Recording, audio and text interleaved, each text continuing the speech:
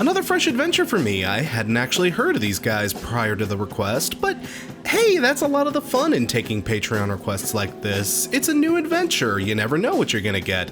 It's kinda like that old Forrest Gump line that everyone always quotes. I gotta pay. So Ott prepared a lovely little room inside the world for us, which is super redundant given that with the exception of the International Space Station, every room is a room inside the world. But what's inside this particular room inside the world? Well, I'll tell ya. Post-punk. And lots of it. This album is post-punk with a capital Post. The music on display here really is rooted in the old school format of the genre. The instrumentation is very clean, but deceptively lo-fi sounding at the same time, as you'd expect from classical post-punk acts like Joy Division, Television, or maybe even the less mainstreamy offerings of the early Cure. Oh, and speaking of the Cure, Tim Darcy's vocals? Whoa, that's not gonna be something everybody's into, is it? I'll lay it out up front. If there's one thing about this album that's gonna turn you away potentially, it's gonna be his vocal delivery. Remember when I said that this album was going for a classic post-punk veneer? Well, I mean that in every sense of the word. Darcy's singing is kinda off. He's singing purposefully below his usual register, and it shows. He's almost singing like he's doing an intentional Ron Burgundy impression. I own many leather-bound books. But you know, I'm not turned off by it necessarily. It feels intentional, and it fits with the motif of the music. It's odd, but it's not inappropriate. He's going for that classic delivery that guys like Robert Smith, Ian Curtis, and even Morrissey tried to capture with their throaty bellowings, and it's okay, I guess. He does a serviceable job, but he's no Robert Smith or Ian Curtis or Morrissey, though I'm sure he's grateful for that last one.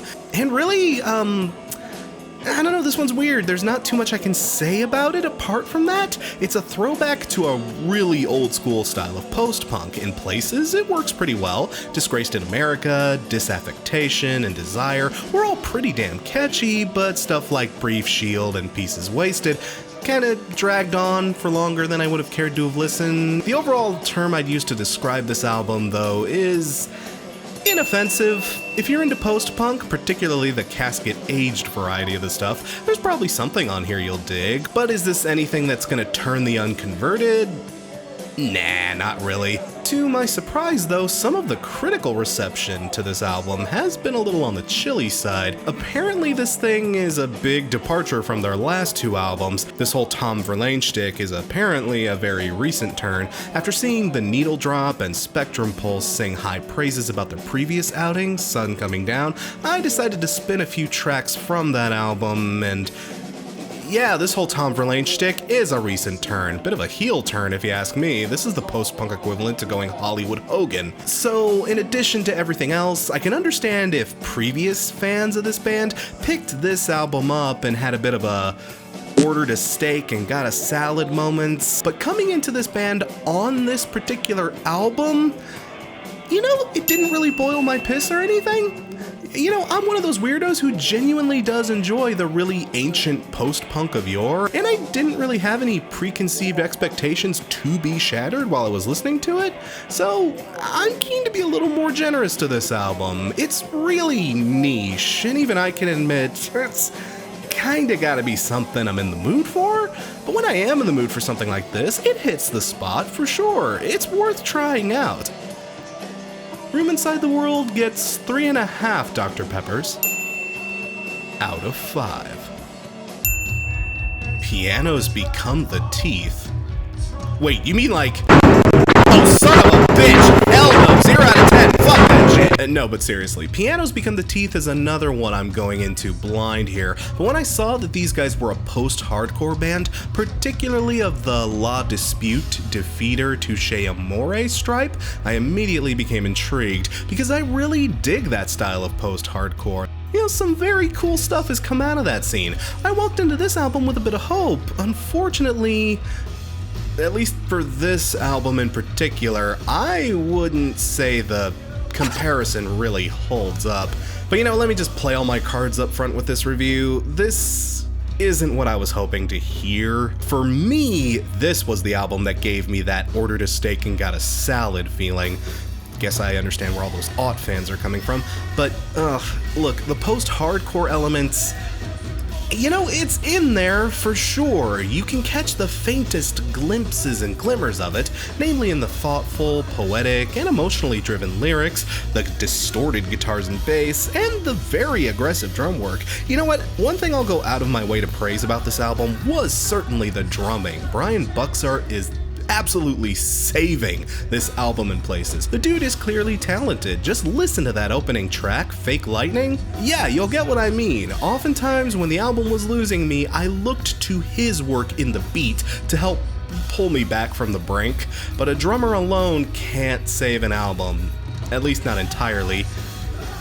Maybe if you're Neil Peart, but no, the rest of the band has to deliver too, and now, I feel like I'm kind of over doom speaking this. They don't face plant it by any means. Again, the guitars and bass are crunchy and distorted enough, and everything is pretty well composed, and the lyrics are pretty interesting when I can keep myself awake to pay attention to them. But this album, Again, remember when I said this was in the vein of La Dispute and Touche Amore?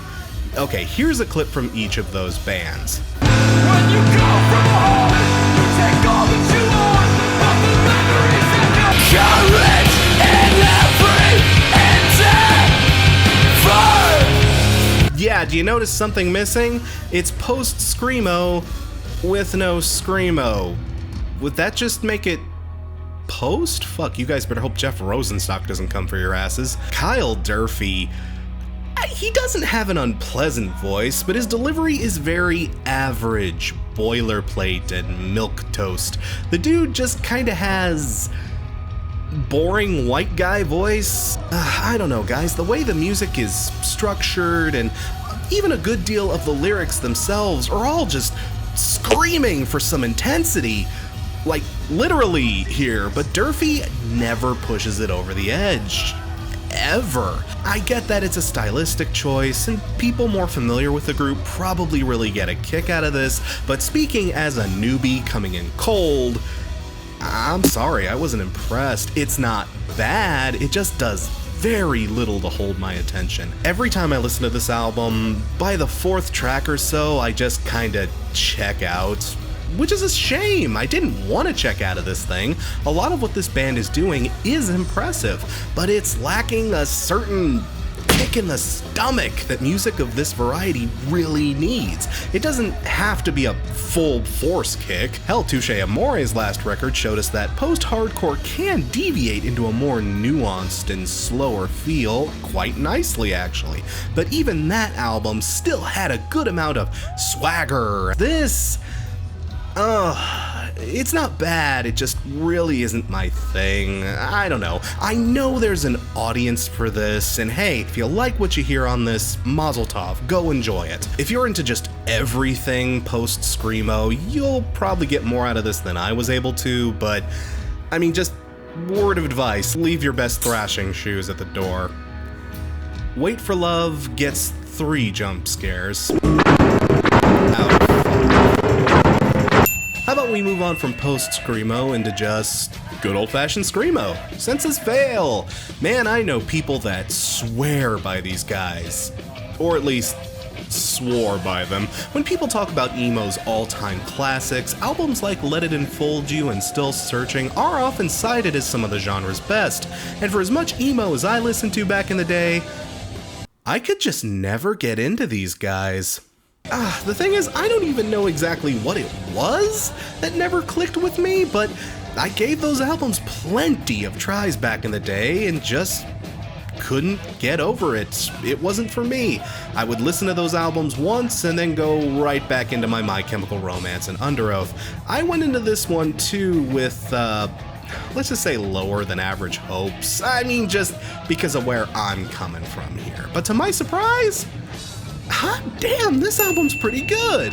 really good. Outside of Mice and Men's latest, I'd say this is one of the bigger surprises of the year so far. I found myself digging it pretty much from front to back. It's very high energy, high intensity, and it's really just a solid ass piece of emo goodness. The instrumentation is way better than I remember it being back in the old days. The only other Senses Fail albums I've actually spun apart from this one are the two I previously mentioned, and I guess I wouldn't know if they got better over time, but there is a noticeable difference in catchiness, melody, and just overall fun. As many times as I've heard Let It Enfold You over the years, even to this day I couldn't hum you a single goddamn chorus from that thing. The melodies here though are much more dynamic, interesting, and hooky.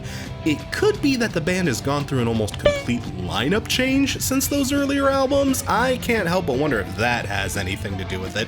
But yeah, the music here overall is just way more compelling. I dug it. And also the lyrics here are much, much better than they used to be. Again, my biggest dilemma here is even trying to remember any Senses Fail lyrics to compare it to. But yeah, on this album, Buddy Nielsen really didn't hold anything back. This is apparently the first time he's written an album all on his own, and I don't know, given what I heard here, they should have been doing this years ago. It's a very personal album, detailing Nielsen's struggles with addiction, the death of his wife in childbirth, the struggle of having to raise his new daughter all on his own. It's not an album that pulls any punches emotionally, and it touches on some really dark struggles in Buddy's life, but ultimately, it's a black envelope that contains a very precious bit of hope inside to make you understand that through the strife and struggle, there are things still worth fighting for. This album has a very clear and poignant theme and tone. I couldn't tell you